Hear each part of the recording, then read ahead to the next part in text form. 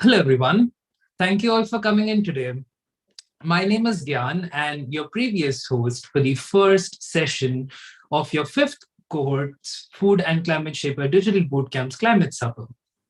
Today, on the 27th of November, Future Food and the Chef's Manifesto co-organized a global convivium where the Food and Climate Shaper Digital Bootcamp participants and their communities will engage with three thematic areas. The way we define our climate supper is moments of conviviality, sparking authentic connections within local and global communities over home cooked meals and sustainability conversations. Just like our founder, Sarah Roversi, rightfully said, as I quote, we cannot think about business anymore, like we said, something separate from ecosystem and the health of the ecosystem. She said so during the Italian Cuisine Week. Now, I humbly, and super happily would like to pass over the baton to my dear colleague Mary, who is dialing in from Italy right now. Mary, the platform's all yours. Thank you so much, Gian. I'm excited to introduce to you the second session for today. This section will focus on Area 8 of the Chef's Manifesto, nutritious food that is accessible and affordable for all. We'll get into this topic a little bit later, but first I want to introduce one participant from the first section who is having technical difficulties and is here with us now.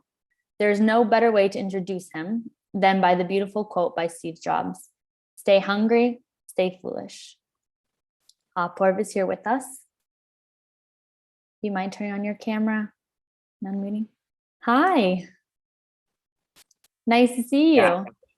Yeah, I hope I'm visible clearly. You are. We can see you well. Yeah, do you mind if I introduce you? Yeah, sure. So he's a 16-year-old climate activist, founder of the project JAL organization.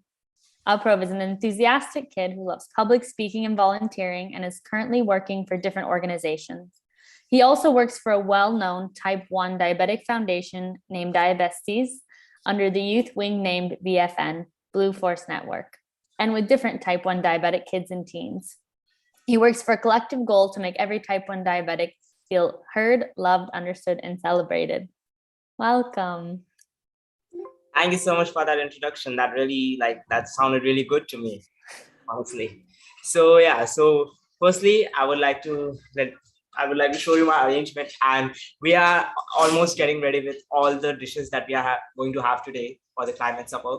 Today, I decided that instead of doing it with the friends and all the friend circles of yours, why not to do it with the family, because it's like you can, okay, yeah. So because it can actually, it can be actually a very healthy discussion between the family, and it can be a very, very interesting and very interactive session with your family, because we generally not tend to give time to our families in such discussions, which are very important. And that's why today, looking at today's topic, my mom created, like me and my mom we both actually, because I'm a very bad cook, honestly, I'm not a very, very good cook, and that's why I need some help. So that's why my mom also assisted me, and today we created a lot of new dishes, and dishes that can be very much accessible to the general mass, and actually it can be a very nutritional also, that has a lot of nutritional value also. And me being a type 1 diabetic, and my mom being having that curiosity to try new things, she made a very special kind of dishes that can be actually made from really accessible resources. And our today's climate supper subjective is to discuss that, by how can we make foods and dishes that can be more accessible to the general mass. And also one more beneficial topic that we added, like a bonus topic, that how can it actually reduce the waste, because being a climate activist, definitely that's my work to add that kind of thing to it. So definitely that's one more new thing that we added, that how can we actually generate less waste from these food as well. So with that, we'll be moving on with our climate support, and I'm very excited for it, because it's something really very new, and being a host today, it's going to be exciting. That sounds amazing. Have any of these dishes that you're making tonight, have you made them before? Like, is there any story behind them, or Can you tell me Yeah, more it's a about this? story like the story is very interesting. When I got diagnosed with type 1 diabetes, my mom was like, oh, now we have to make something that is more nutritional, something that contains less sugar. And then she got into some new recipes from that her mom used to make, new recipes that, like that had a great story from, and that had been made from a very, very long time. And in our family, in our whole family, we had that, all those Indian dishes and all those dishes that my dad, my mom in their childhood used to enjoy, and because of which they got so healthy and so active. Even today they are. So that's why that kind of thing is, that's the thing. And even I can see my mom and dad over there getting excited and listening to me telling about how their childhood went and how they used to add such kind of great things. So yeah, it's gonna be for me also. It's like I had those dishes, but occasionally we made it on festive seasons, because definitely that, if we will had on a like daily, it will have, then it will become a staple. It will become a monotonous staple that we are having. So to maintain that speciality, we are doing it today. And again, I'm very excited. Amazing. It sounds like cooking is really a thing within your family. It's something you guys Exactly. cherish. My mom is very, very, very much interested into cooking, and she tries a lot of new stuff. I am telling you, it's a total, like, I don't have words to explain how many new things she tries and how many great dishes we had. From my childhood, I had all the great dishes. It's totally inexpressible. That's an amazing environment. I have a question. So can you explain, maybe pick one dish and kind of explain the process, how you cooked it, anything, any ingredient maybe someone doesn't know about? No, why not? Why not? So one dish that is personally my favorite is the dessert today, because yeah, I'm a type 1 diabetic, and after getting diagnosed with type 1 diabetes, I got more curious into sweets. And also definitely the dessert that has been made today is what we call it kaddu ka halwa in India. And in English it's like it's a dessert made from pumpkin. And it's a dish that can be, like, it's a dessert that is made from pumpkin, and it's having really very not much of sugar. And it can be, like, it can be such a delicious dish that it can be, very, very interesting to have. And you will be like, oh wow, that's such a exquisite dish. And when it will go into your mouth, it will be like such a, because it's like it's having topping of all the dry fruits, all the almonds, all the cashew nuts and all. And this kind of thing can be, like, very interesting, and it can be a very flavorful treat for everyone. So yeah, and the dessert is also, everything is getting prepared. And yeah, I am craving for that particular dish.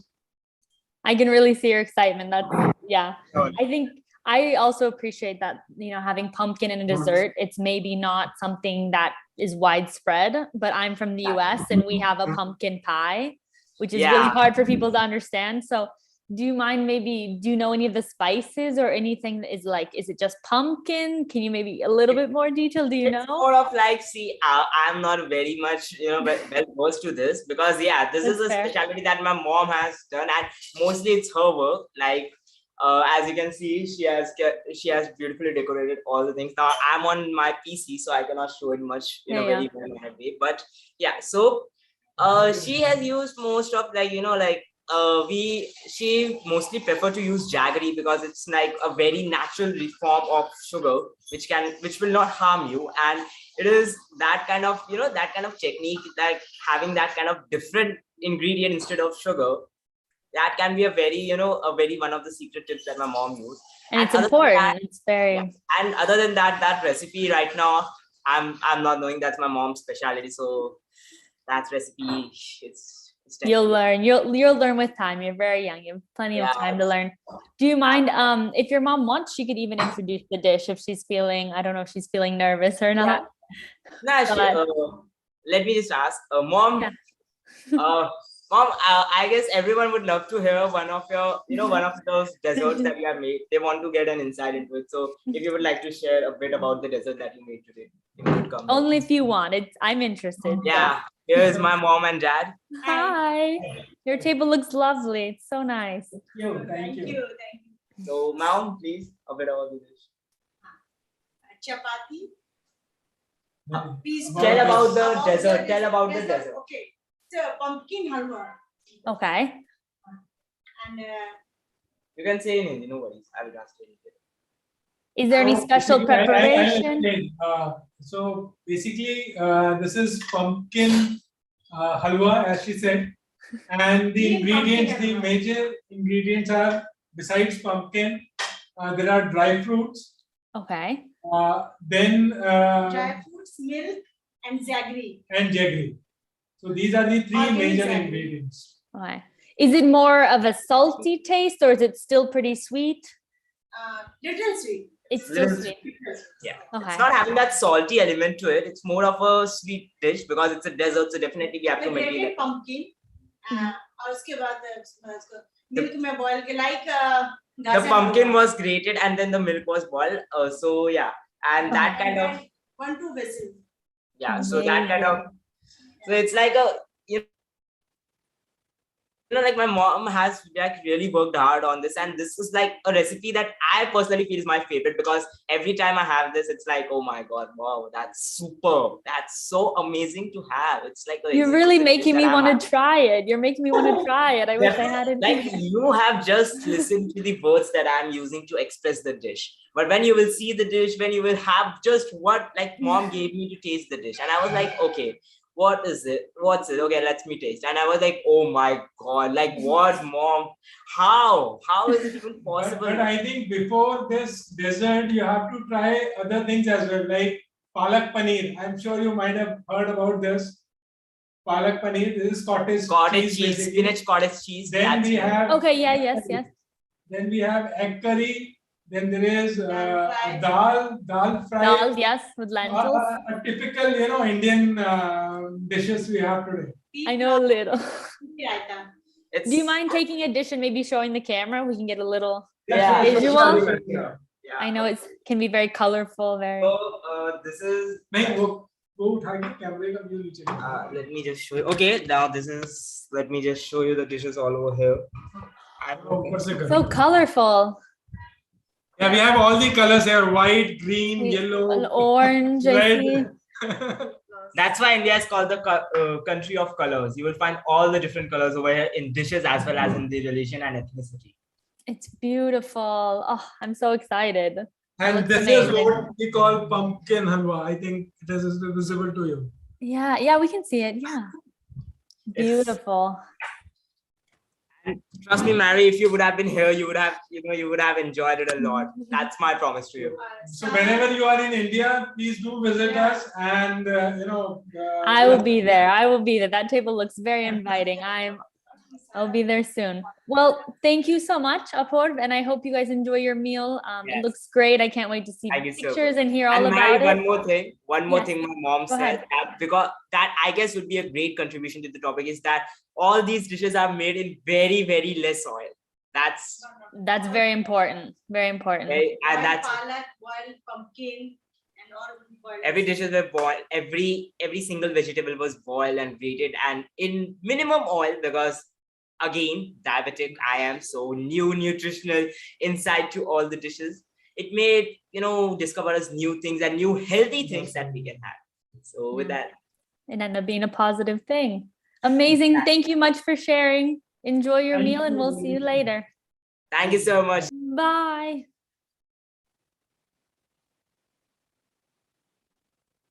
All right. And with that, we are going to begin session 2 with the topic of nutritious food that is accessible and affordable for all.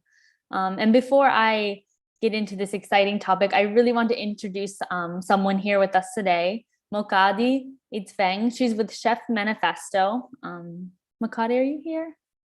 Mokadi, are you here? Yes. Hi. Everyone. Hi, welcome. I'm going to do a Hi, quick everyone. introduction of who you are, all right? So that people know. Yes. And then I can let you maybe talk a little bit about Chef's Manifesto. If that's Okay. perfect. So you joined Chef Manifesto in 2018, correct? Yes. I joined Chef Manifesto in 2018 when they came to South Africa. And in 2019, I represented them at the Eat Lancet Report launch in Rome. And I cooked, a flexitarian meal, or what the Eat Lancet talks about as the Eat Lancet, the planetary plate. So I cooked the planetary plate for everybody there. And that's literally how I was introduced to a sustainable way of life and a future plate that is sustainable, that is good for us and also good for the planet. So, and I've just been learning so much from the Chef's Manifesto ever since. And yeah, I'm a food activist. I love what I do.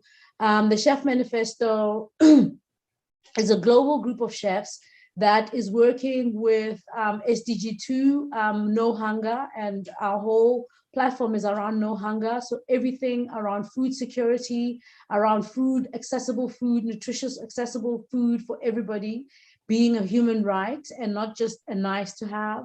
So that's my advocacy work. I work with the Chef's Manifesto, doing a whole lot of, amazing events, amazing things around advocating for that. So yeah, I'm very excited to be here today and share my plate. We're so excited to have you. So you mentioned a little bit about some SDGs, the Sustainable Development Goals with the UN. And really, I mean, nutritious food that is accessible and affordable touches on a lot of different SDGs. Yes. We have SDG 1, no poverty, SDG 2, zero hunger, SDG 3, good health and well-being, SDG 12, responsible production and consumption, and of course 17 with partnership. Yes, with partnerships, exactly. So there's really, I mean, you guys are kind of covering, even with this one topic, covering so many goals. Yes, definitely. And that's our advocacy work. We try and bring everything, this message to the fore so people can understand and see what they can do in their homes to make a difference to the world, and also just to be aware around everything from food waste, from actually knowing what nutritious food looks like. Absolutely. And making, because a lot of people, think that to eat well, you need to be rich, but there's a lot of food that we don't eat, that we don't even know is edible. So there's a lot of plants that are out there that just grow naturally, that Mother Nature gives to us, and we don't even know that they're edible. And most of them are nutrient dense and delicious. So I have one of those plants here. Would you like to share? That table looks so inviting. See so many colors. Yes. So today I made a plant-based meal. So one of the things that I'm passionate about is to bring plant-based food to the fore and to make people understand that you can actually have good food with no meat in it and still have delicious, tasty dishes and that are affordable, because people think to eat well, you need to spend a lot of money. I mean, my meal today, I'll show you everything, but everything has basically, it costs me, it's about $4 per person for everything. And you'll see it's a serious feast. So in South African terms, it's like 55 rands, which is nothing. But yeah, it just shows you that it can be done. It actually doesn't take that much. It just takes a little bit of creativity and people just understanding that you can play in the kitchen and you can do all sorts of amazing things with vegetables. So I've also just launched a book on vegetables, again, pushing that message that you can create delicious South African meals, because also South Africans have got this thing that they love meat and it's our tradition, but no, we can actually have a delicious meal without meat in it. So my table today is, it talks to that. Amazing. It's really inspirational. I think you're right in the fact that there's a lot of misconceptions around affordable and healthy, and it's possible. It takes a little bit of information, a little bit of willpower, but you're showing us it's possible. Yes, exactly. And just a little bit of creativity. And, if you can see, if somebody shows you just what to do with vegetables, and once you understand that you can play, it's almost like you just opened this Pandora's box of deliciousness. Absolutely. Yes. So on my menu today, I've got aubergine curry, which is aubergine, and it's so delicious. This cost me literally nothing because the aubergine is in season right now. So I literally got a whole pack of like 6 aubergines for like 10 rands. 10 rands is how much? It's just under $1. And that can feed a lot more than you two. Yeah. About 50 cents. It's about 50 cents for a big pack of 4 aubergines. And then I've got one of my favorite dishes, which is sorghum and bambara nuts. Now, sorghum is one of those indigenous ingredients that we all grew up eating in South Africa. This is what it looks like. It's like a risotto. Nice. I It's a believe grain. It's a cooking grain, pot. right? Yes, it's a Right. grain that we cooked it together with beans. So this meal is literally, you could just eat that and you're covered, because the protein from the beans and the iron and everything from the sorghum really is a complete meal. So I like to cook them together, but traditionally they grow together in the fields. So I like to, when I cook them, I like to pair them together. And this is a traditional dish called dikhobe, and it's a South African traditional dish. So over the years, with maize coming in to our country and replacing sorghum as a staple, what has happened is that now dikhobe is actually has turned into sampan beans, and it's maize and beans instead of the original sorghum. But sorghum is healthier, and as you know, maize is not sustainable. It's not farmed sustainably in South Africa. It's mostly GMO crops, and it's monoculture, so it doesn't do anything to heal our earth and to regenerate the earth. So I chose sorghum in particular because it's one of those, and bambara nuts together, because it's one of those ingredients that have really, our indigenous ingredients that people have forgotten about. But more than anything, they're so good for your health, delicious, and it's just comfort food to the max. So It looks so, it looks like a nice warm stew. Yes, nice it's nice and cozy warm. And the thing is, in South Africa right now, we moved from having summer to it's like we're in the middle of winter now, because we've just been having storms since the beginning of the week. And today was like the worst But it's storm supposed to be ever. So, summer. It's supposed to be yes, summer. it's supposed to be hot and warm. So I had to change my menu and be like, no, we can't do a summer menu. We're because eating in with the middle of weather. winter. Eating with the Yes. weather. I like Yes. it. And I also made, this is what I was telling you about, the stuff that I foraged, the stuff that just grows wild. So this is Beautiful. amaranth. It's Okay. amaranth. I'm familiar. And amaranth here in South Africa is seen as a weed, but my grandmother used to make amaranth for me growing up, and would have that with either dikhobe, or you would have it with dombolo, which is bread, but it's like a serious staple here. But a lot of people have forgotten how to even eat it, how to even identify it on the street, because it's one of those that grows wild. So no one sells it in the stores. You literally have to forage it. You have to forage it. It's not available. And it's so Interesting. delicious. It's like, why is it not available? Yeah. You have to forage it. It grows wild. It's everywhere, It's everywhere. and it's delicious, delicious, delicious. So I've made that. I cooked that with some tomatoes and peppers and garlic. So it's really, really delicious. And then I also made some mushroom skewers. Now these were, I had to get these because they were so cheap. They were like 30 rands. What's 30 rands? It's like $1. You guys have quite, there's just two of you. No, there's a quite a other people are here. There's Okay. So this is a other people lot. here in the back. Okay, perfect. No worries. Yeah, I'll introduce you to all of them. They'll come through and say hi. Perfect. So I made that. I smoked that with mpepo, which is another indigenous herb that also grows wild. I smoked the mushrooms with mpepo, and I made a dressing, which is a Chimichurri dressing. So it's quite meaty, and they are so delicious. It's like you're eating meat. So you want to like a kebab type. Yes. Okay. And then I Nice. made this beautiful rainbow salad just to bring it all together. So, and everything on this rainbow salad is actually in season. So it's the pineapples, it's the red cabbage, apples, carrots, and I just made a nice dressing for it. So it's a nice slaw, which has fruit and vegetables. I love mixing fruit and vegetables, especially seasonal fruits, because they're just something so delicious about a raw salad that just packs and in the colors are spectacular. Yes, and the colors are amazing, and it packs in the nutrients, and it's quite cheap. So for me, it's that whole thing around nutritious food being accessible, being affordable. This cost me literally nothing, and we're sitting here about to have a beautiful feast. Incredible. It's incredible. Yes, and also while I was making the salad, so the pineapple leaves, I've actually taken them, the peels, I've actually used them, because part of eating as a person who's conscious around the planet and around us humans is also reducing food waste. Absolutely. So And we'll whatever- talk about that in session 3. There's a whole Yes. section with, but yes. So I just used the pineapple peels. I'm making tea with it. I'm making pineapple peel Also tea with ginger, garlic, ginger, turmeric, honey, cinnamon. So it's going to be very delicious. But it's Amazing. also good for your health. It's good for healing the body, especially now with us all of a sudden we're in winter. Not wanted winter.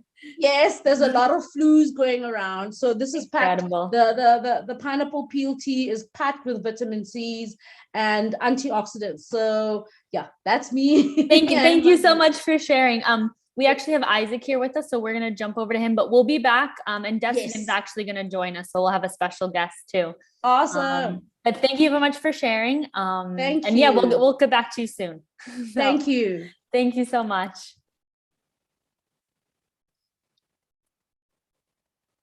All right, so now I would like to welcome Isaac. Isaac Bulkangor, he's calling in from Uganda.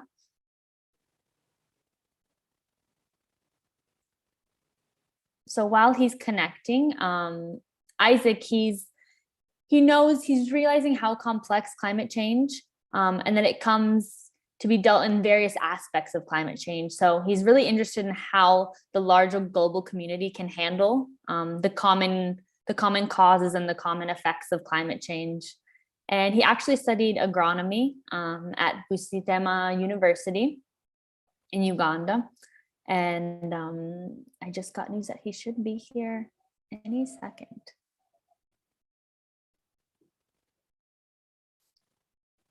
So while we're waiting for him to connect, let's see. Isaac, can you hear me? Isaac, do you hear me?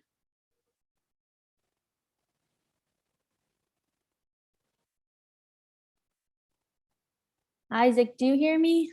Says he is connected. So let's talk about more while we're waiting for him. We're going to talk a little bit more about kind of the Area 8 and the nutrition, the topic for our second session today. So, oh, Isaac, do I hear you? No, that's me. I think Oh. he's having some technical difficulty. Okay. But then while he is trying to log in, maybe we can continue with Mukadi at the same time. Okay. We can add her in, and also Desigan, if Desigan's here. We can have Makati, Desigan welcome back. back. Yes, Welcome I'm back. Yes, no, well, I'm sure he'll join us just now, Isaac. Yeah, we thought we were yeah. flying to Uganda, but we're back in South Africa. No problem. So I'll get everyone who's here. Come Yeah, through so they can absolutely. see you. Come through, come this way. Come, guys. They're I all wanna sitting see in who- the back there. I want to see who's enjoying this feast. I'm jealous. Yes. Hi, So- everyone. Hello. So this is Raz Razana, who's she's a movie producer and a director. So she works with me a lot when we do events around the plate. There's an event that I do called The Plate with Chef Manifesto, and it's a plant-based event. So she's like my business partner, but she's also, she's an activist in her own right. And then we've got Tylee here. Tylee is Razana's partner, and I've got my nephews and my nieces here. My nephews, all of them here. Everyone's there. Hi. Yeah. Hi, everyone. So they're all they can't wait to eat. They're like, when are we eating? Oh, I bet. I know. They're like staring at the food and Yes, and because of the rain, we couldn't have it at a bigger place or even get more people because the rain, and now there's a fourth wave coming. So they're Yeah, locking us down COVID. in a week or so. So because the numbers are climbing up again. So it's everyone is unfortunate. kind of like staying away. Yeah. That is unfortunate. So I guess I have some questions. I had a question. The first dish that you mentioned, is that parsley on top? What is the green? Yes, the herb on first top? dish, I actually use coriander and mint. Coriander. Okay. Yes, coriander and mint as the garnish in there. I love those herbs and I grow them. So I've got them. They're like really accessible for me. I have a small patch. So I'm constantly growing stuff. I even grow like, I've got pumpkin growing in there. I've got amaranth also growing in there. I've got aubergines growing in there. I've got tomatoes. I've got chilies. So, and a whole lot of herbs. So my herbs just love me. So. Amazing, amazing. I have a question about cilantro. What do you call it? Yeah, I call it cilantro. Coriander. Coriander, Yes. exactly. Yes. Yes. Is there kind of like a divide between people? Do some people love it and some people hate it, or is it Yes. pretty much it's Yeah, also but there? it's like for me, it's like, why have a curry with no coriander? Don't have a curry. No, I agree. I love it, but I find it's a very kind of a dividing Strong. ingredient. So It's very strong. It's pungent. It's very pungent. I know a lot of people who don't like it. They're like, it's too strong. But I'm like, it's one of those things. It goes with the curry, no, I but agree. I find that putting mint, because mint is also so strong, the mint kind of like takes away that pungent taste of the coriander. Okay, so it can kind of balance it out. Yes, it balances out and it brings in some freshness in there. So I love the mint. It just always works. Amazing. Oh, it looks so fresh. I like the mix of kind of like a heavy stew, a more hearty, and then a fresh green. And a fresh crispy salad, raw salad. Exactly. Kind of break up the, the flavors and the textures. And to bring everything together. Exactly. I love it. Yeah. It's coriander is really, I miss it. So I am living in Italy now and it's not an ingredient here. It's impossible to find. And I really miss using it in a curry or a lot of Mexican food uses it. And it's really, it's been difficult. So I actually started growing some in my little apartment. At least growing it, that you can always have access to it, Yeah. Have any of these ingredients, have you grown any of them? Or like, do you have a garden? Yes. Is that possible? So I've grown most of them, but my aubergine is still very small, so it's not. I'll give it another 2 months before it starts bearing fruit. So I'll only get the aubergine later. The amaranth, I've got it growing. I've got a small plants growing in my garden. What else? The cabbage, I also have a small cabbage little patch that's growing. Wow. It's not big yet, but in a couple of months it'll maybe by Jan I should have proper cabbages growing in there. What else? That's it. It's impressive though. I mean, that's a lot of food. It can, even in a small garden, I don't think people realize with a really small amount of space, you can grow so many things. I mean, my pumpkin patch is like gone mad. It's taken over the whole garden. Yeah, I think it's one thing I think I wish people would realize more, even like in your little balcony. A really small city center balcony, and I grew peppers and all my herbs I can grow, and it's really it's empowering. And a lot of the cabbages that I'm growing them in an old basket that I used it as a planter. And it's like in a basket, if I can move it around. I can, it's that easy. Yeah. It's not, it doesn't take a lot to grow food, and I've learned, I started with herbs. A lot of people will tell you it's tough, it's hard, but nothing makes you as conscious as growing a garden, because you always have to make sure that you're watering it, make sure that you're feeding it, make sure, if you give it love, the garden gives you love back. And it's almost amazing just to see everything grow, because we're all so cut off from our food source that we don't understand what it takes, how long it takes to grow a butternut. And if you understood how long it took to grow a butternut, you would actually value that whole butternut, the whole plant. I use butternut leaves as greens like I would the amaranth. I use everything in the plant because I understand how long it took to grow that from a seed to like a small little butternut. Absolutely. And when we're talking about accessibility and affordability, what's more accessible than where you live? Growing. Yes. And growing your own things. And what I've learned also over the years is, even if I buy some butternut, I'll keep the seeds to replant, because it'll just keep giving you, It can really, The more affordability at its top. I Yeah, mean, yeah. what's You only more need to buy a affordable? butternut once, and you can have butternuts for like the next 10 years, you know? Oh gosh. Yeah, Then you with have to those get seeds. creative with your recipes because you have, Exactly. that's where the Exactly. creativity comes in. Exactly. Amazing. Oh, that food looks really, really welcoming. And Thank you. it's been so nice. delicious. It's been so nice like hearing about it and just sharing different recipes. And you can tell it's very inspirational. I mean, you're showing it's possible, affordable, accessible. Exactly. Your creativity, all these things that are important. Yes, when you and talk about everything. I mean, food. everything here I bought from my local vegetable place, and because everything is in season, it's so easy to access. I only eat stuff that's seasonal because it's cheap, but also it's just so accessible. And Amazing. yeah. We actually have Isaac here. Isaac, I see him. Hi, Yes. Isaac. Hi, Isaac. Hi. Welcome. How are you? He's muted. He is muted. Let's unmute him. Isaac, can you unmute yourself, please? Yes, I can now get you. Yes, we can hear you. Hello. Hi. Welcome. Thank you. It's so nice to see you. How are you? I'm okay. How are you? I'm very good. What have you prepared? What are you? Tell us about it. I've prepared 2 categories of meals. Yes, one is for the dinner and one is for the supper. Actually, for us, we actually always take greens for dinner. For dinner, okay. And how do you prepare it? Yes, of course, it's kale. You know kale? I don't know what kale is. No. Is it a vegetable? Is it a leaf? Is it what? Is it a fruit? It's a vegetable. It's a vegetable. Okay. Is it a root vegetable or is it a green? Is it from the ground? Do you know? It's a green. Okay. Hello? Yeah, I can hear you. The most enjoyed here. Yes, it's the most enjoyed here. And maybe before I proceed, I have my friends in the room that I invited for the supper.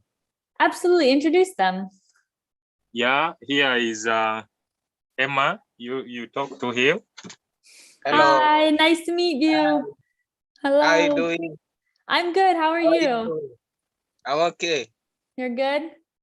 Yeah, well done. Thank you. Yes. Are you all wearing the same t-shirt? Yeah. I like it. Yeah, just chilling, just all. Yeah, it looks fun. It looks great. And who else is with you? There's Roma. He's here. Hello. Hi, nice to meet you. Hi. Well done. Very nice to meet you. How's life? It's very good. I'm excited to be hearing about different people's food today. Yeah. I'm excited, yes. So Isaac, can you tell me more about what are you cooking? Maybe show me your table? My table is looking like this. Okay. Are you seeing? Yes, I see some things. I see some, okay. Yes. You can see this? I can see this, yes. Is that tomatoes? Yes, tomatoes, and actually I cooked chapati. You know chapati? I don't know chapati. Then it's actually out of wheat. We mix wheat. Okay. We mix wheat and actually bake it. So it's like a flatbread. Yes. Okay. Yes, it's like a flat bread. Yes. We mix wheat and bake it. And did you made it yourself? Yes. Amazing. And so is it normally eaten with tomatoes or were you being creative? Then after baking it, you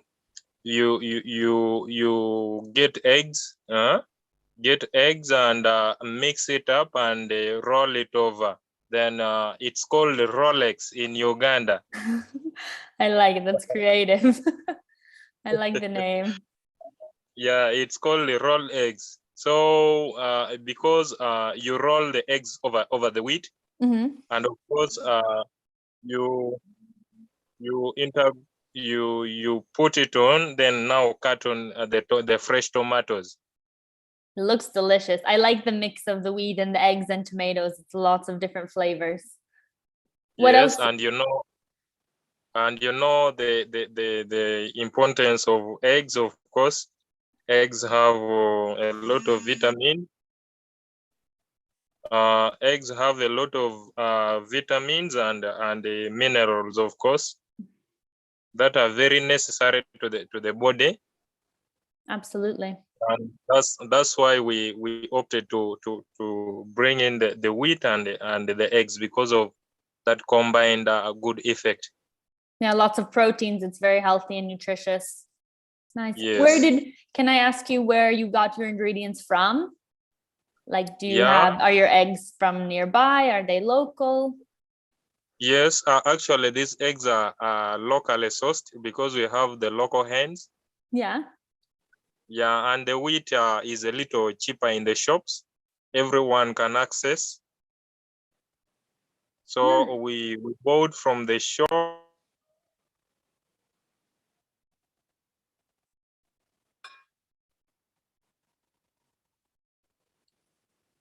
We can't hear you, Isaac. You're muted. You were mentioning how. That is actually what. Yeah, that is what we use for dinner. But I also prepared a food that we eat for supper. Okay, what did you That prepare? is rice and the curry. I prepared a green. Yes. A green. It's here. Oh, I see it. It's Yeah. here. Yeah, it's a green. You can actually see it. Show it It's again. here. Yeah, we can see it. Don't move for one moment. Okay, so I see green and then there's some orange bits. What are those orange and brown bits? Those are tomatoes mixed in. Amazing. So how did you prepare Hello? this? We can hear you. How did you prepare this? We slice. I got it from the garden. Yeah. Yeah. I got it from the garden. We locally plant it. We locally plant it, and of course you get it from the garden. Slice it, then get the saucepan. Put cooking oil. Mhm. Then put the tomatoes to ripen. Then you pour the sliced green. Then of course you wait for around 15 minutes. It will be ready. And that's it. Some salt, Then yes, with salt. Yes. spices. Nice. Yeah.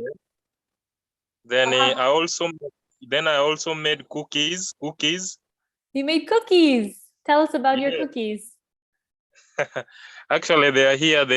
We are trying to enjoy. They are delicious. Yeah. What kind of cookies are there? Are they fruit cookies or a different spice? Yeah, I spiced it. I got the wheat flour.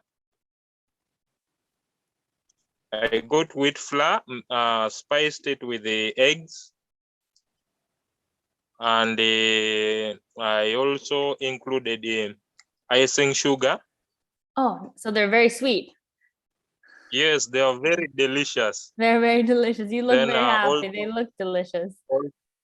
also, yeah, they really look delicious. Amazing. I mixed the wheat flour with the eggs, and this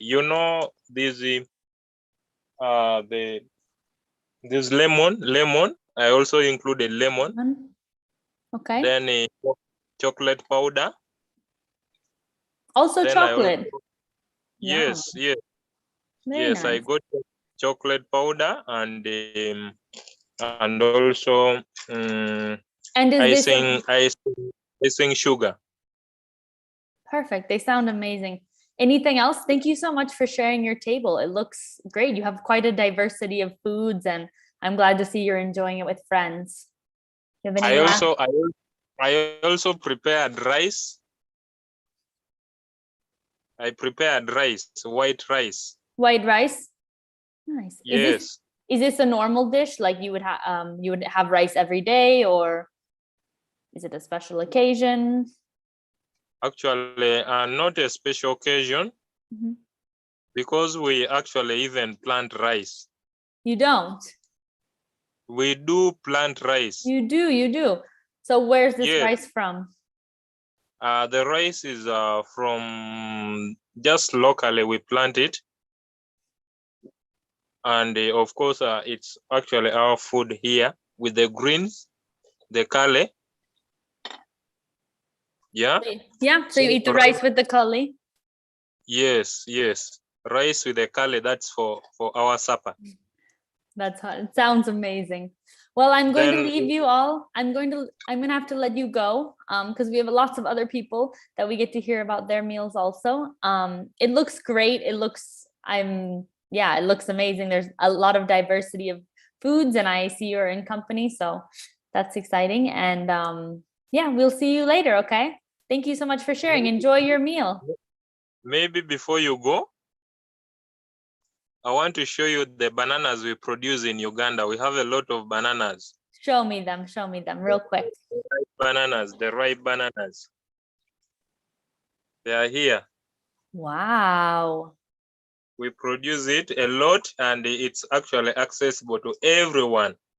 These bananas. So it's a staple food, you would say. And see how it's delicious. And how do you normally eat the bananas? Are there is it a There? specific type? Does it have a name? Do you these know? ones, Yes. these ones are called bogoya. Bogoya. Bogoya. Okay. Bogoya bananas. Yeah, they ripen. You keep it until it ripens.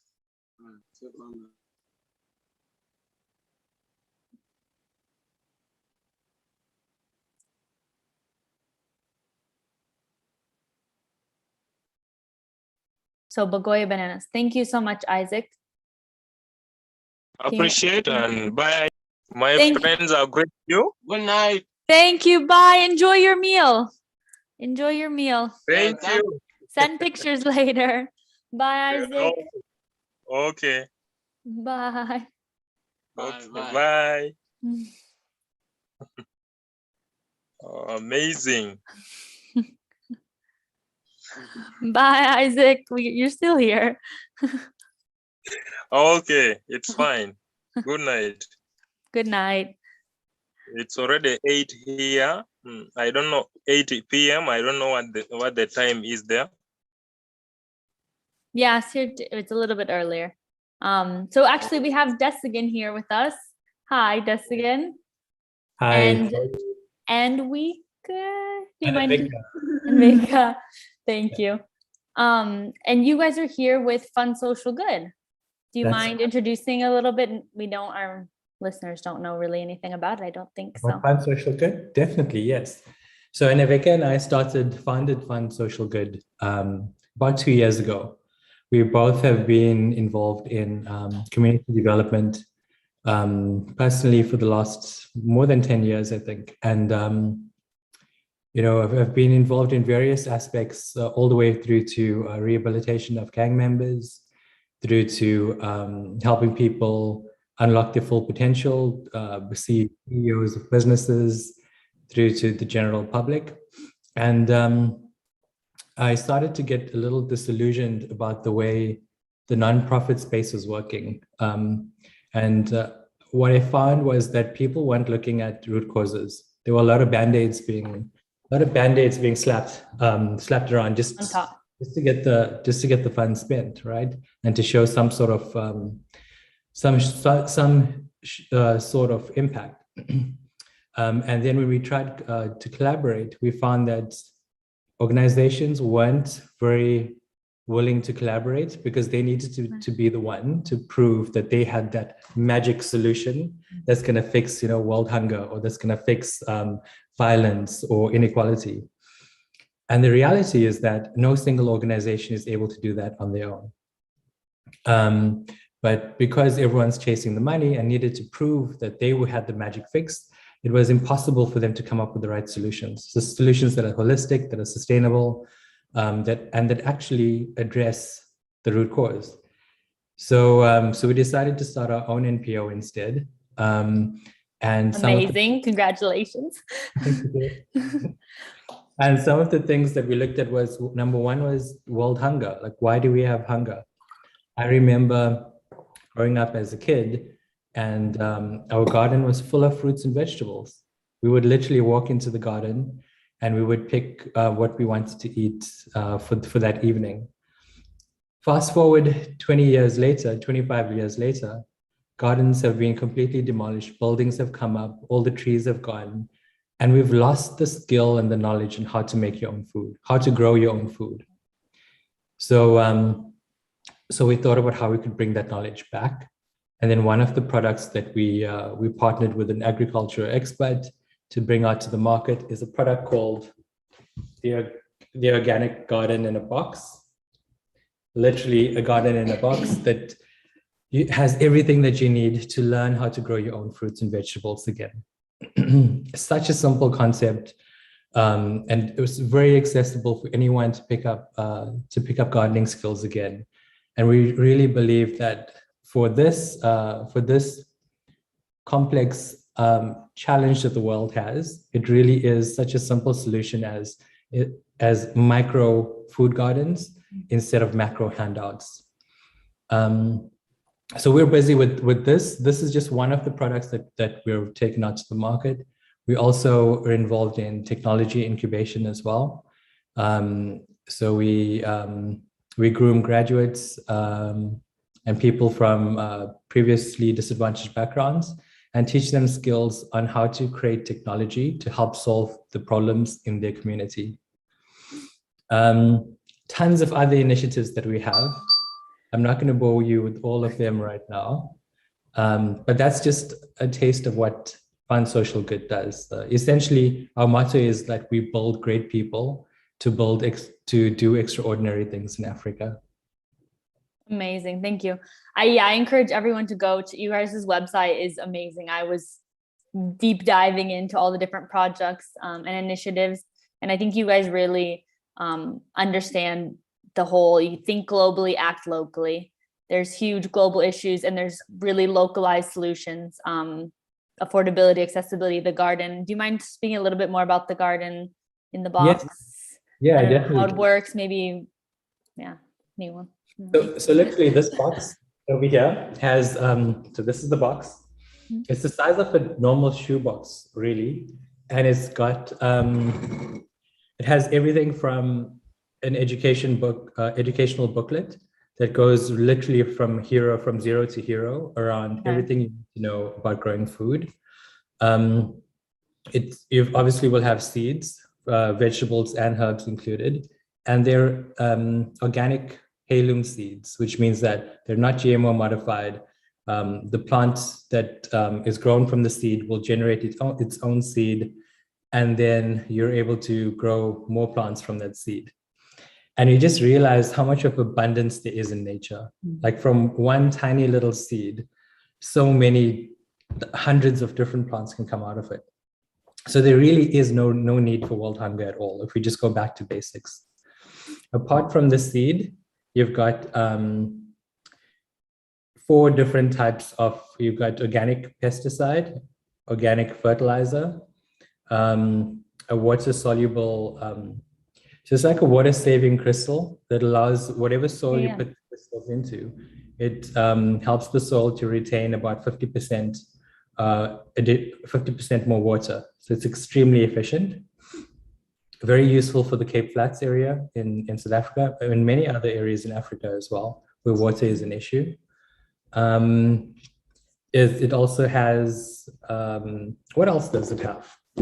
So I have a question. How did you guys pick what seeds to include? I think it's really interesting because we talked before with Magadi about, different indigenous plants, and there's just such a variety of fruits and vegetables available in South Africa. So how did you guys? Yeah, so we went for what is number one, really easy to grow.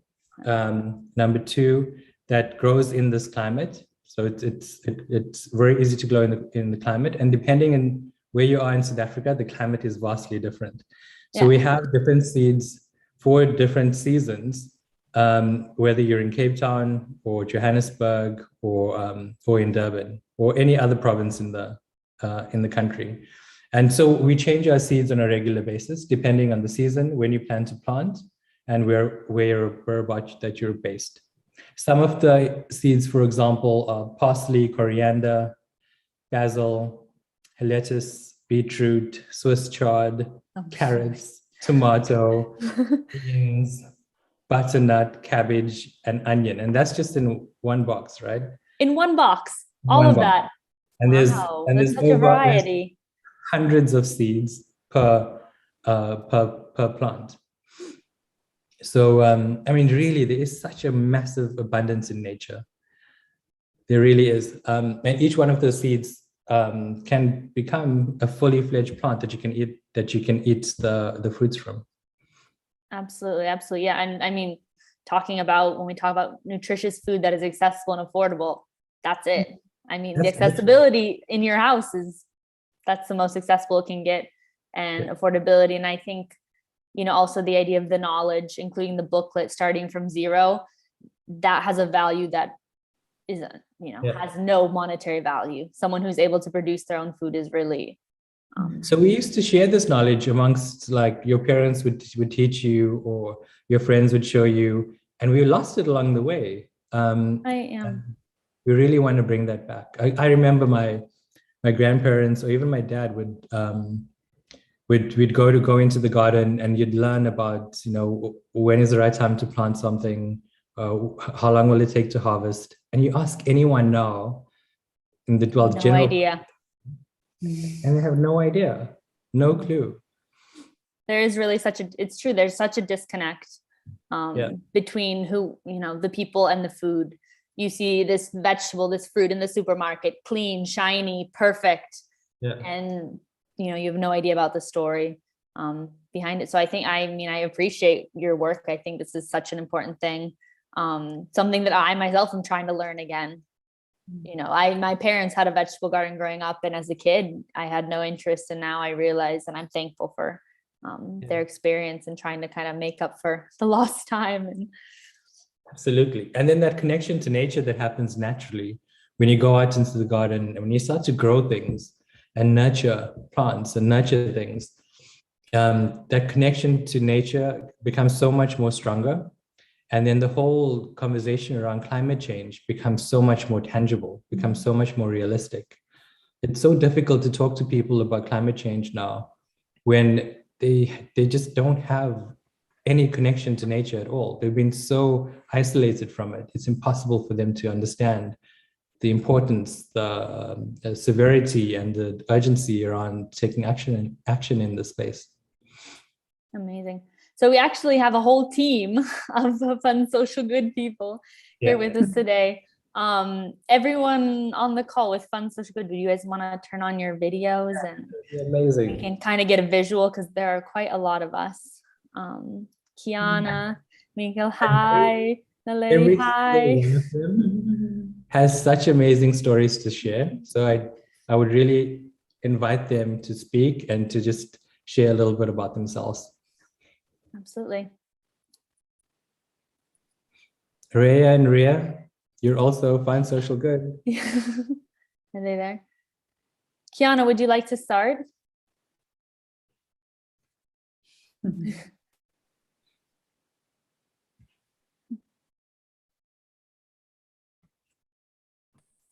Figure it out. Hi everyone. So yeah, I'm just gonna show my meal. Yeah, absolutely. I can kind of. Okay, cool.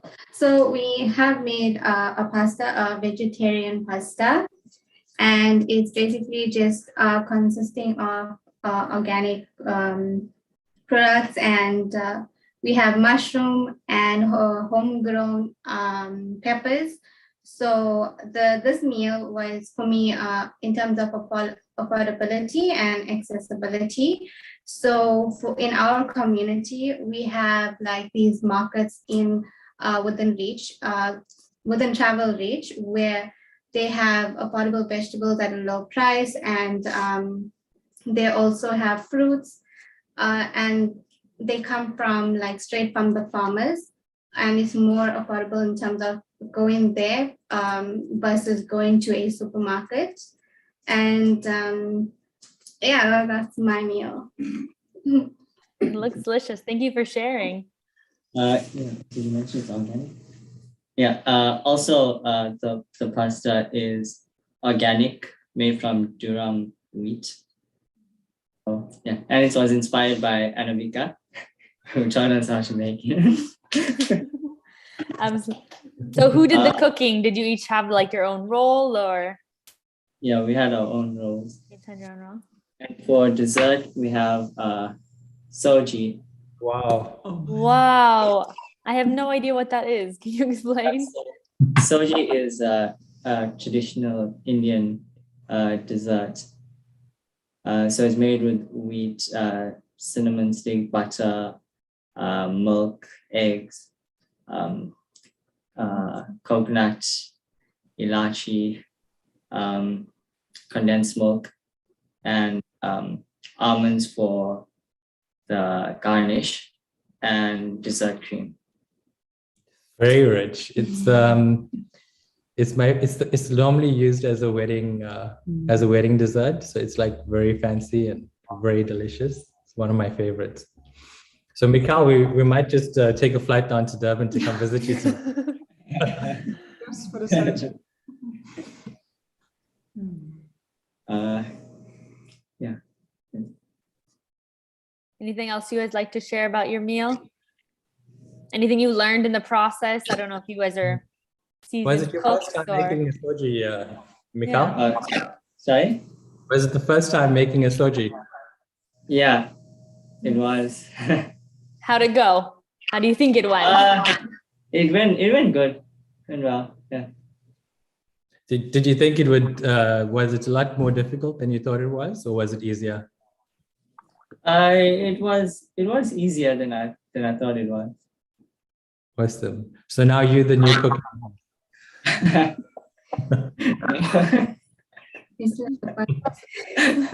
I still have to follow recipes. So a little bit more practice.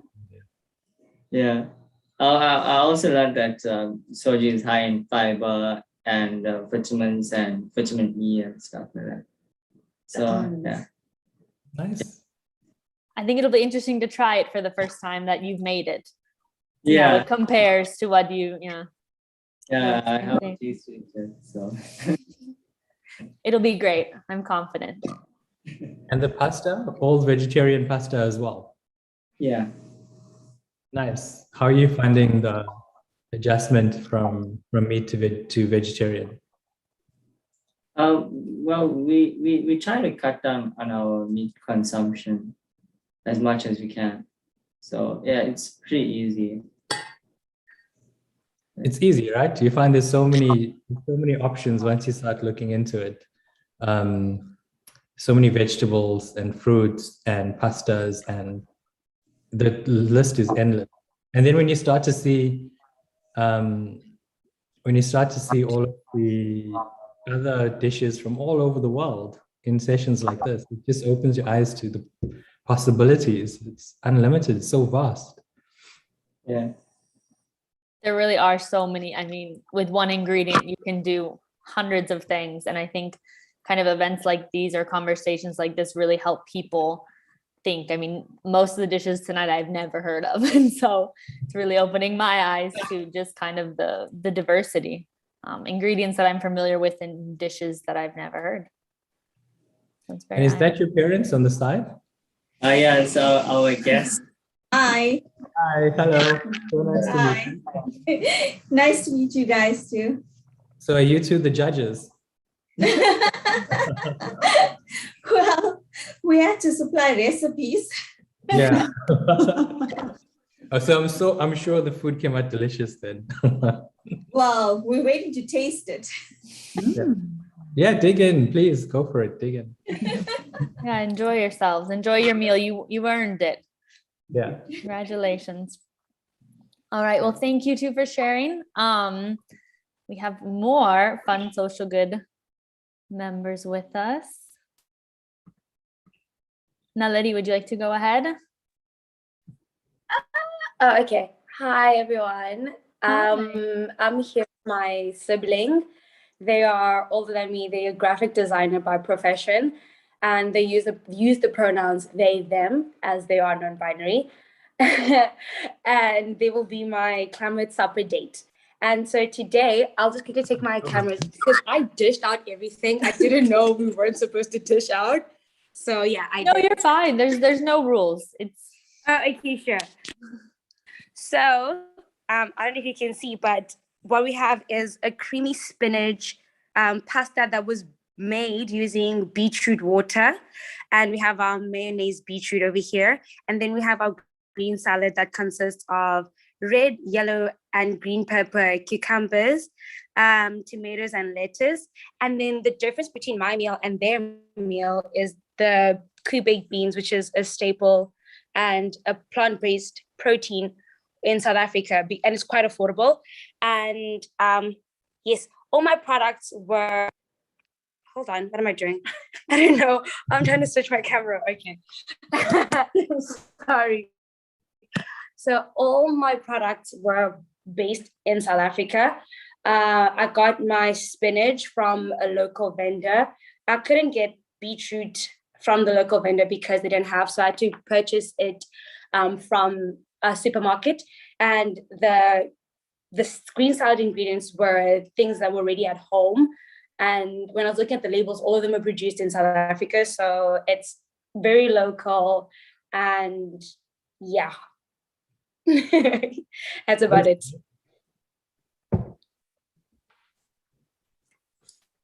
We might just take a drive through to your place for dinner tonight. I know, it's fine. You're more than welcome. I wanted to comment on the colors of your plate. I really loved like it's very colorful. It's very inviting. Yeah, it's like something that my mom taught me from a young age, that your plate always needs to look inviting and you always have to have like a lot of colors. So that's where the inspiration came from. Amazing, amazing. So I guess, yeah, why did you choose this menu? Is there a certain reason? Is there? Okay, so I really love beetroot and I genuinely love green salad. And I know that my sibling and I are big fans of pasta. So we bought whole grain pasta from Fatties and Moni's. That was the best price on the market. And the reason why I chose this meal was because it's the easiest meal for me to make. That's where people think I can cook because I can only cook this meal. So I'm not a chef, but this is where my expertise lies. So I chose this because it's affordable and it is quite delectable as well. I like that taste was the main reason for your choice. Yeah. I think it's important. Yeah, absolutely. Honestly, come on, apart from Anavika, who eats for nutrition instead of taste? Right?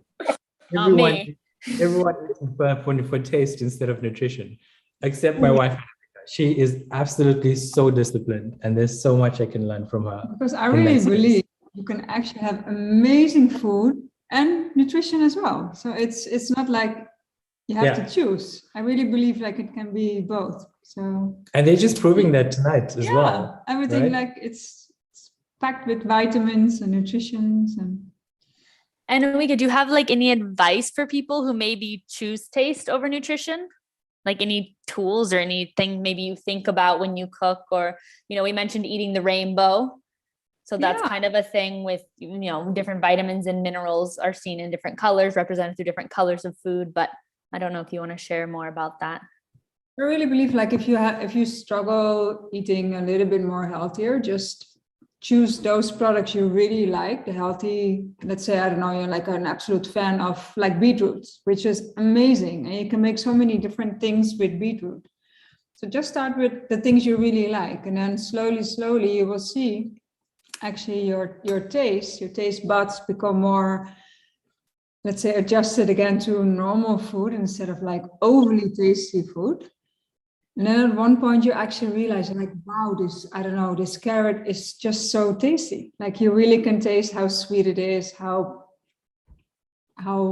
vibrant, like filled with energy it is. And I'm just going to pick one thing because it came out of. Yeah, of course. This is really too cute. So this happened. It's a sweet potato and it started sprouting. And it has like these beautiful leaves. And I'm like, wow, this is such an amazing example of how energy-packed fruits and vegetables are. So imagine if you eat this and how you feel, or compared to eating maybe this frozen deep fried. Yes, guys, there's actually life in this. It's full of life. It's full And of you didn't do anything to even like support it or thrive it. You just left it. Just like it was in one of the drawers. I took it out yesterday and like, wow, there's a garden growing in my drawer. Or in the cupboard. Think of all the vitamins and minerals and just all the good stuff that, that's providing the life and can also do that for us. So. And it's more like do it for 2-3 days, feel how you feel, and then go back to maybe, let's say like you're really into fast food. So for 3 days, you don't eat it, you eat as healthy as possible. And then you go back to fast food for 1 day and feel the difference. And then it's totally up to you what you want to do. Like it becomes a no-brainer after that. Yeah. At one point, you really realize like, wow, I actually feel very good eating a little bit healthier. Your advice really resonates with me. So I'm American, but I'm currently living in Europe. And Americans are notoriously like everything sweet and salty and overloaded with the, just overloaded and living in Europe now for quite a while, I noticed that desserts are not as sweet. Cakes, it's equally delicious, but it's not as sweet. And every time I go back to the US, I can't eat anything. Like the sweets are just, you can tell you have the refined sugars and there's no flavor. You just taste the sweet. And I think until you stop doing that, until you change your diet, you don't really notice. Yeah, true. And it's weird for me now because there's things that I ate as a child growing up that maybe now don't have the same impact because my taste has evolved. And so. But it's just like this body is it's so intelligent. Like it's incredible. And it's also very flexible. And even though you maybe have like hit like the junk food scale like to the max, it still will come back if you kind of like treat it better. Yeah. It's just take on the experiments. It's hard. I think it's a hard start for people. But I do, once you get in, it's really there. So we do have some more guests here. Rhea, are you here? Would you guys like to turn on your camera and your audio? Let's see if we can get them. We have 2 more guests. I don't see them. So in the meantime, let's talk a little bit about Fun Social Good. How did you guys get together? How is this group? Kind of why are we all here? If anyone would like to. Well, I can just start, but I would love for the rest of the team to share. I think they found this space. Every single one of them has a cause that they're very passionate about, and they will tell you. She said the host is able to Ria to unmute and put the cameras. Okay, we'll do that 1 second. Do you guys want to go ahead though and with the question? So Mikal and Kiana and Naledi, would you like to share some of the things that you're so passionate about that you've shared to me? Go for it.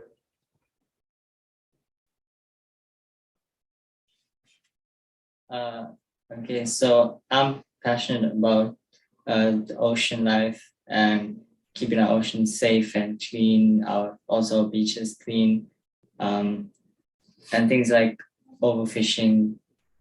I'm really passionate about that. How many animals do you have in your, how many pets do you have in your home? So now I have 9 fish tanks. I have 2 dogs. I have a bird. What else? You lost count. And I have like baby fish all over in there. So yeah. Nice. That's amazing. You're really bringing that passion, localizing that passion in your house and surrounding yourself. Amazing. Kiana? For me, it's mostly like our environment. And I was speaking. I think I mentioned to Desi before about beach cleanups and stuff. Like, I've never participated in one, but I want to, like, so badly, because I want to be able to be a part of that contribution and know that I did something. And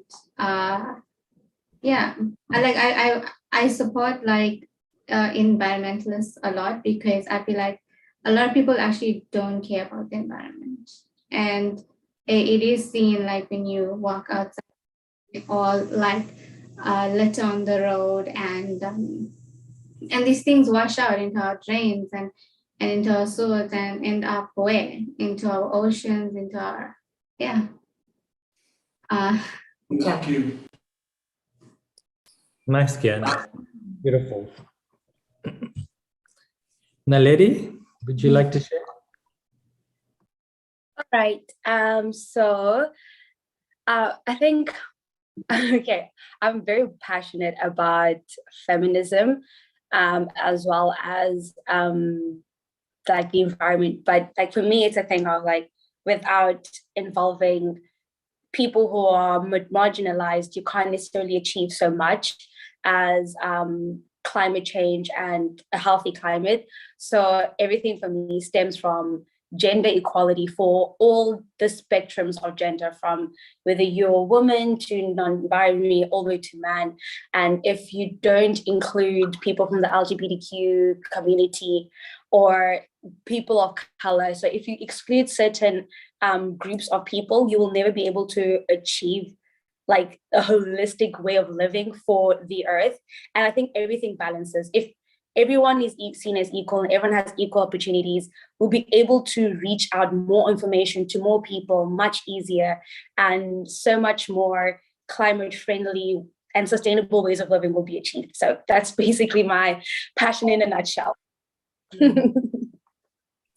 Thank you for sharing. Thank you so much. So we have our guests are here. Would you guys like to unmute yourself? We have Rabutsky and Rekanse here with us. Would you guys like to share your meal? Sure, we can. Hi, everyone. Hi. We've been a part of the conversation and we keep answering, but then technology just does not want to be our friends today. I wanted to answer the garden in the box question and fun social good and everything, and our passions. And I was telling Desi about how I actually want to use the land at home to start creating like veggies and stuff, and using garden in a box and producing, and then showing people how to go about it, I guess, and then taking it from there. So yeah, that's just like a side note, and then we can get into everything we prepared. Thanks for sharing, Ria. Yeah. I'm super excited about getting that land producing. Exactly, and the fact that I was so excited to read about it when I was asking you about the soil rejuvenation, especially since that was land that we found already, you know, and then my dad came along with his pesticides and his whatever, you know, and over the years the soil has gone through so much, and one wonders if it could even produce anything, because even now it's struggling. So yeah, and then Deskin was just taking me through the fact that it does have properties that starts to like align the soil, or like rejuvenate it, basically, like bring it back to life. so that when you do plant, you'll get something, you know. So my dad was actually really excited to hear that. So yeah, but he thinks I'm such a girly girl that he's like, okay, I'm probably gonna do this alone. And I'm like, well, we need project managers all the time. So you guys. But this project manager is going to get their hands dirty too. With clubs, yes. Nice. Do you mind? Do you mind sharing about the food that you cooked? What's kind of on your table? I'm very interested. So for our topic, what we mainly focused on was nutritious food that is easily accessible and is nutritious, basically. And what we basically like, because we both picky eaters sometimes, so we went with what we like. So the first one would be spinach. So with spinach, we get it everywhere within our local vendors as well, because within our communities we have local vendors, we have their own gardens, and they plant and they then sell to the public. So that's the first thing that was that I thought of personally, was the spinach, because I get it so easily. And with the spinach, there's different variants of it, remember. So for me, I think the most interesting thing that I learned a few weeks ago actually is there's this thing called, is it morojo? Yeah, it's morojo. So but morojo, it's like a plant that, yeah, when I had it, it was the most interesting thing. So what they do is, I found out that morojo is actually kale in English. Okay. We've known it as morojo and kale being two separate things. And then I recently found out that morojo is actually kale, and it's something that people within our community eat all the time. I just personally don't like it, you know, but they usually mix spinach and kale together, and it's a staple in almost every other household within our communities. And there's a weed that there's a tossa dish called, I'm not even gonna try, but that one, it's like a weed that a lot of people, farm workers, go onto plots and farms and pick it, and they actually just boil it and prepare it the way we would spinach and morojo and everything, which is also interesting to know. And then they also mix it in pap, and that's it's like a green, like slimy dish, but then it's also a very traditional dish. And I mean, it's an alternative for households that don't really have the money to go to a store to go buy spinach, you know, like we do in Woolworths, get it chopped up and it's ready. So yeah. Hey, one step back. What is pap? Pap is It's a maize meal. Okay, so the version, this is famous in the Tswana culture. It's called, to the screen. so it's like dinya mabele, which is maize meal, but it's a different kind. It's brown. It's not like the white one. So this one is good for people who are gluten intolerant, and it also has a lot of antioxidants as well. So it's great for the digestive system. It's very, very healthy. It's not like the white stuff, so you say, where you gain weight and it doesn't necessarily is good for your body, and you can make porridge with it. So this one is great. So how you basically do it is, it goes through a whole fermentation process. You pour the mabele, which is like the maize meal, which you can also use to make traditional beer. Yeah, you can also use to make traditional beer through the whole fermentation stage. So you pour the maize meal, and then you pour water, and you close it, and you like sort of put it in the sun so that it automatically naturally ferments, right? So when it ferments like that, there's a whole alcohol system that goes through it. That's how you make traditional beer, and that's how people get drunk. So that's it's a staple. Yeah, it's a staple, because traditional beer is way stronger. And then with this one, you just ferment it for like 2 days or 3 days, and once it's ready, then you cook it, you just spill out the water and rinse it out, spill it out. And then you put it in the pot and you mix it. After it boils, comes to a boil, you just add the natural grains of the mabele maize meal, and then you cook it, and then it's ready. It just comes like this. It's like brown. It's like normal pap. It's just that it's brown and it's great. Yeah, so it's That's very nice. Sour. And it's a bit sour. Some people that don't like it, like my friend doesn't like it. I don't. My friend who likes it. I am the healthy one here. So yeah.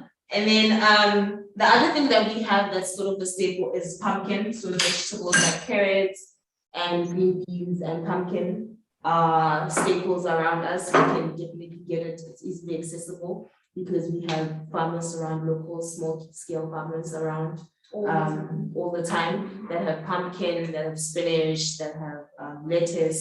So that's just one of the things that we also cook for today. Andrea's favorite. Andrea's favorite, we made stump. So it's like it's sun. So you know how you get your usual red bean that you boil, then you also get the white one. And we usually see it a lot at our events. A lot of events with family and friends. And I just enjoy this one because you don't get it as often. And we would usually typically have it with like a gravy or stews or anything like that, but you can also have it on its own. It's a really nice meal. It just takes long sometimes. I think that's why people don't like the red bean, because it kind of needs to boil throughout the day. Whereas this one, not so much. And it tastes really good. So yes, there's that. And then the last thing that we have is the salad. So for the salad, I got the lettuce from my local discovery, who runs a aquaponics structure or facility, you can say, where they use aqua farming, which is fish farming, and hydroplanting, which is planting with soil, right? And through the fish species, and it gets transferred to the hydroplanting, where the fruits and the vegetables grow through all those nutrients from the fish, and the water is tested, and it's a whole ecosystem. I always think about it as an ecosystem since we learned about them. I think it's a whole cool ecosystem, and they also have a small scale version that they can showcase that people can actually have in their own yards or homes, whatever you want to say it. I'll actually have the whole discussion on my live. Hey, Mikhail, that's a great link up for you with your fish at home. It was perfect. It was perfect. So we have that, and then we have apple in our salad. Apple, we get it from our local vendors, like always. And then the one thing that we wanted to mention about our apple, we were discussing earlier, is the fact that we have different provinces around the country of South Africa, and our biggest apple distributors are in Venda, and we are in Gauteng. So most of the people around our communities come from Venda, Mpumalanga, KZN, and everybody comes sort of to Joburg. Yeah, to the city of gold, because gold. And then so we get some of our apple mainly is from Venda. So we wanted to just mention the fact that it's a community thing. It's one of those things where you have friends and family that go that side, like, oh no, I'm going there for holiday, and they come back with a whole bag of apples for you, like a plastic bag full with them. So we don't typically have to buy them if you know people from those areas. And I mean, that's when everyone like piggybacks, as well as Rikante mentioned earlier, mangoes. A lot of people do that too. A lot of our fruits and vegetables, like if someone else has it in their province and we know that province to be prominent in that specific food item, then it's always, oh, please bring me some when you come back, When the person gets back, it's, where is my ABCD, So, for example, for me, when I go home, which is, I'm in Gauteng, but when I visit my grandmother, she's in the Northwest, we have a lot of mango trees, we have banana trees, but it's not the banana trees that you see, it's the green ones that people use as plantain. I think in the country of Nigeria and Uganda and stuff, it's called plantain. So we don't vibe that much with that one. So we live in bananas, and we have guavas as well, so we can bring them to the side. So that whole inter-province there's so much diversity in the fruits and vegetables available there. It's really amazing. And I think our people have done it so well. We it's like instilled in us to eliminate the higher corporations through community. Yes. So that's why. And the stalls and everything that you find, and a lot of the stuff that are here and the things that we saw from everyone else, you can find them at a store, like corn, which is not on here. But we make corn as well. But things like corn, you find people on the side of the road, they stalls, they sometimes what's a braai in barbecue it almost? And they also do that with like chicken feeds and a lot of our fruits and vegetables. Instead of going into a big corporation, you literally on your way home from work, just stop on the side of the road and get your fruits and vegetables. It's great. It's amazing to see like these products available. And thank you so much for sharing. You can really tell there's so much thought and effort put into this meal. You guys are so knowledgeable about what's on your table. It's really great to see.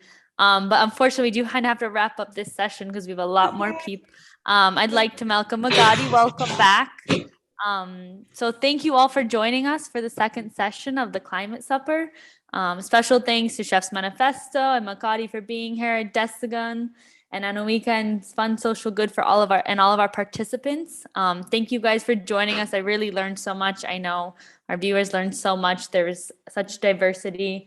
And thank you for showing all your nutritious and affordable and accessible food. And I encourage everyone to come join us for the third session that will start soon. So thank you, everyone. Thank you for having us. I really enjoyed everyone. Enjoy your meals. Enjoy your meals. They look Thank amazing. you. Bye. Bye. Bye.